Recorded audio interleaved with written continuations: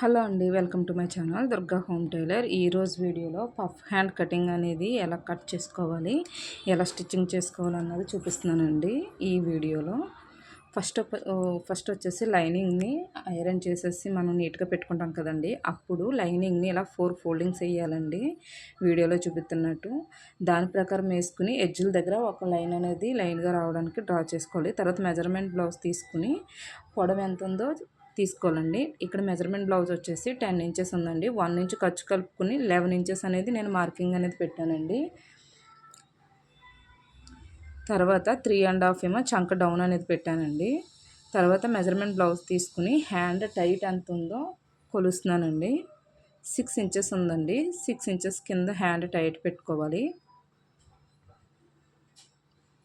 6 inches hand tight పెట్టుకొని 2 inches ఖర్చు అనేది పెట్టాను. ఈ 3.5 దగ్గర ఒక 1 ఇంచ్ యాడ్ చేసుకుని 7.5 మార్కింగ్ పెట్టి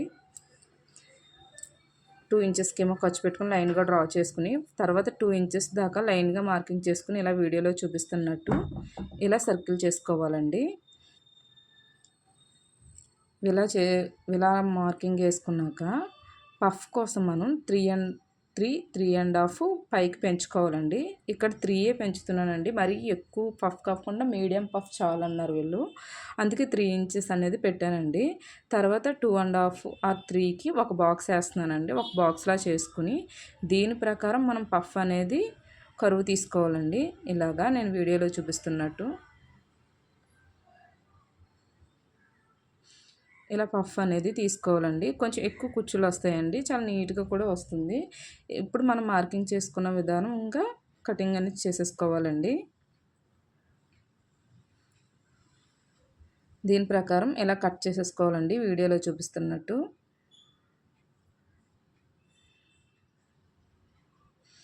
ఎక్కడైతే మనం డాట్స్ పెట్టుకున్నామో అక్కడ ఒక టక్ వేసుకోవాలండి. ఇప్పుడు ఈ రెండిట్లకి కరువు తిరిగి ఇక్కడ ఉంది కదండి, అక్కడ మనం ఒక టక్ పెట్టుకోవాలండి. ఇక్కడ నుంచి ఫ్రిల్స్ పెట్టుకుంటూ వెళ్ళాలి. తర్వాత షోల్డర్ దగ్గర జాయింట్ దగ్గర ఒక టక్ అనేది పెట్టుకోవాలి. తర్వాత ఓపెన్ చేసుకుని చంక లోతు కూడా తీసుకోవాలండి. అలా లోతు తీసుకోవడం వల్ల ఏమవుతుందంటే చంక దగ్గర హుగ్గులు రాకుండా ఉంటుందండి. చాలా పర్ఫెక్ట్గా చాలా నీట్గా వస్తుంది. ఇలా వీడియోలో చూపిస్తున్నట్టు ఈ రెండిట్లకి మధ్యన మార్కింగ్ అని పెట్టుకుని ఒక 1/2 ఇంచ్ దగ్గర లోతు అనేది తీస్తున్నానండి. తర్వాత అక్కడ కూడా ఒక టక్ అనేది పెడుతున్నాను. తర్వాత మనకి ఇది ఫ్రంట్ పార్ట్ అని తెలియడం కూడా ఒక టక్ అనేది పెడుతున్నానండి. చూసారండి, ఇక్కడ అక్కడ కూడా కొంచెం గ్యాప్ అనేది ఉంది కదండి లోపలికి, ఇది ఫ్రంట్ పార్ట్కి వస్తుంది. తర్వాత దీన్ని ఎలా స్టిచ్చింగ్ చేసుకోవాలన్నది చూపిస్తున్నానండి. ఫస్ట్ లైనింగ్ పీస్కి ఒరిజినల్కి అటాచ్మెంట్ చేసుకోవాలండి.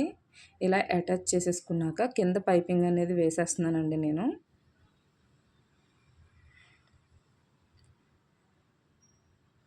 పైపింగ్ ఆల్రెడీ ముందే రెడీ చేసేసుకుని పెట్టుకుంటానండి, సో దానివల్ల ఈజీ అవుతుంది.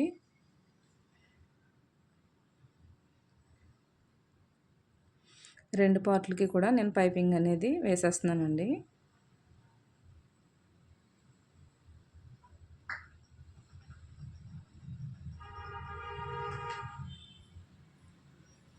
ఇలా పైపింగ్ అంతా వేసేసుకున్నాక తర్వాత దాన్ని ఇలా మడత పెట్టుకోవాలండి.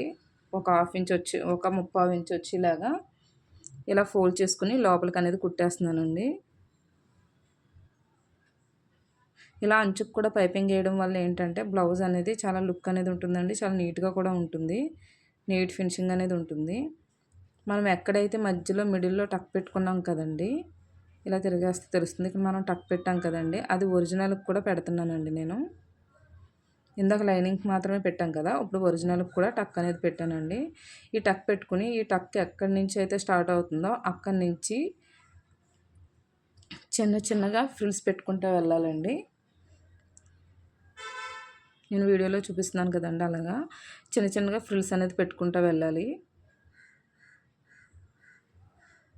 మనం ఎక్కడైతే టక్ పెట్టుకున్నామో అక్కడ దాకా కూడా ఫ్రిల్స్ పెట్టుకోవాలండి.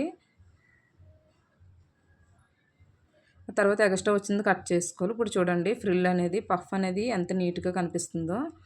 ఇలా రెడీ చేసుకుని పెట్టుకోవాలండి. ఇప్పుడు మనం రెండో హ్యాండ్ని కూడా రెడీ చేసేస్తున్నానండి. నేను ఇలాగా పైపింగ్ని లోపలికి మడతెట్టేసి స్టిచ్ అనేది వేసేస్తున్నానండి. ఇలా పైపింగ్ ముందే రెడీ చేసేసుకోవడం వల్ల ఏంటంటే చాలా టైట్గా ఉంటుందండి. లూజ్‌నెస్ అది కూడా ఉండదు. చాలా ఫినిషింగ్ కూడా నీట్‌గా ఉంటుందండి. దీనికి కూడా టక్స్ దగ్గర ఇలా ఒరిజినల్‌కి కూడా ఒక టక్స్ అనేది పెడుతున్నానండి. దీని ప్రకారం నేను ఫ్రిల్స్ అనేది చిన్నగా పెట్టేస్తున్నానండి.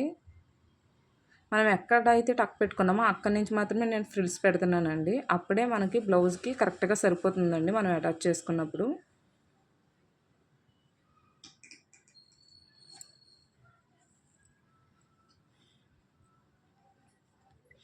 ఇలా వీడియోలో చూపిస్తున్నట్టు ఫ్రిల్స్ అన్నీ పెట్టేసుకోవాలండి.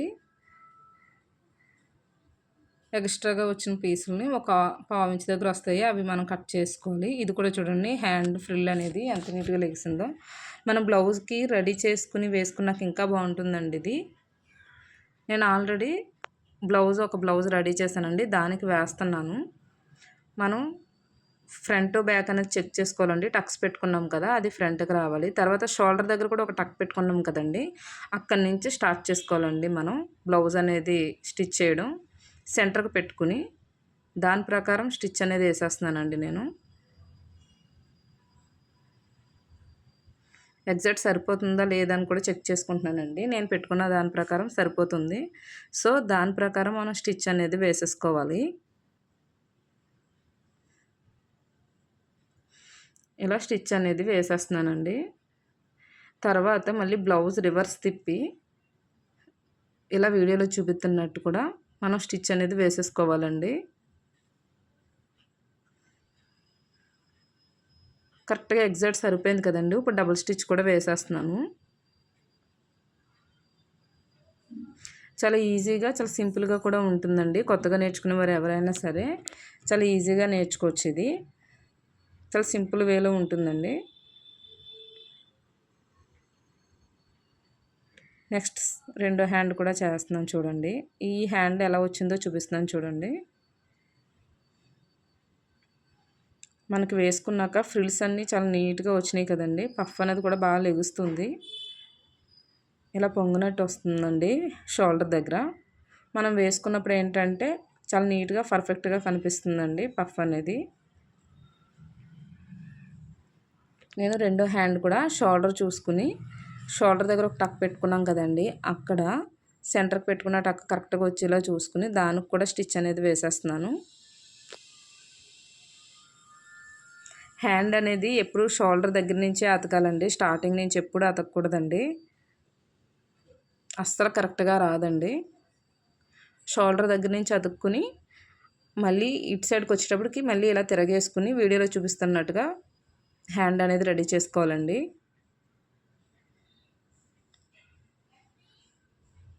దీనిపైన డబుల్ స్టిచ్ అనేది కూడా వేసేస్తున్నానండి.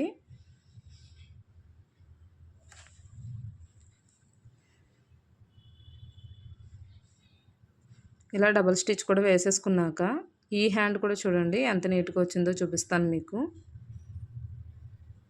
చూడండి ఫ్రిల్ అన్నీ చాలా ఈక్వల్గా వచ్చినాయి కదండి, చాలా నీట్గా ఉంటుందండి.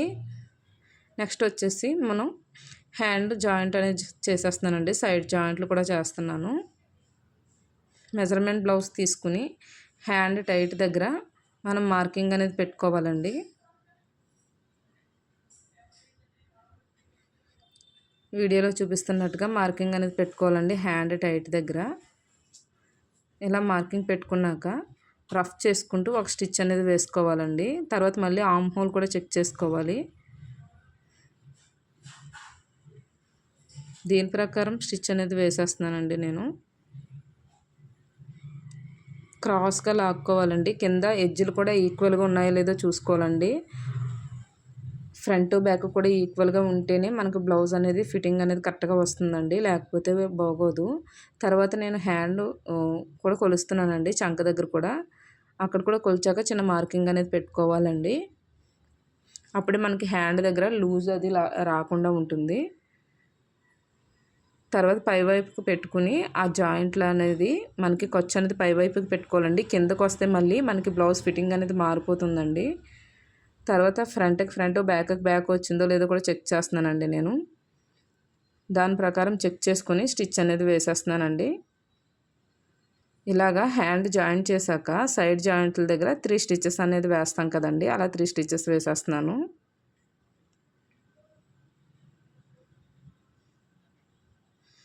ఇలా 3 స్టిచెస్ వేశాక మళ్ళీ చివరిని ఒక కుట్టు అనేది వేస్తానండి. ఎందుకంటే మనకి అక్కడ ఎక్స్ట్రాలన్నీ కట్ చేసేసుకొని ఓవర్లాక్ చేసేసుకోవచ్చండి బ్లౌజు. ఇలా ఎక్స్ట్రా అంతా కట్ చేసేసి సైడ్ ఓవర్లాక్ చేసేస్తానండి. ఫినిషింగ్ కూడా నీట్గా ఉంటుందండి. ఇలా స్టిచ్ చేసేసి తర్వాత వేసుకుంటే మీకు బ్లౌజ్ అనేది చూపిస్తున్నాను చూడండి, ఎంత పర్ఫెక్ట్గా పఫ్ హ్యాండ్ ఉన్నదన్నది. మీకు వేసుకున్నాక దీని లుక్ ఇంకా బాగా తెలుస్తుందండి. ఫ్రిల్స్ కూడా అన్నీ ఈక్వల్గా వచ్చినాయి కదండి. ఇలా వస్తే మనకి చాలా నీట్గా పర్ఫెక్ట్గా ఉంటుందండి. ఇక్కడ నుంచి 10 ఇంచెస్ నేను వీడియోలో చూపిస్తున్నాను చూడండి, అది పఫ్ అండి మనం ఎక్స్ట్రా పెట్టుకున్నది. ఈ వీడియో మీకు నచ్చినట్లయితే లైక్ చేయండి, షేర్ చేయండి, కామెంట్ చేయండి.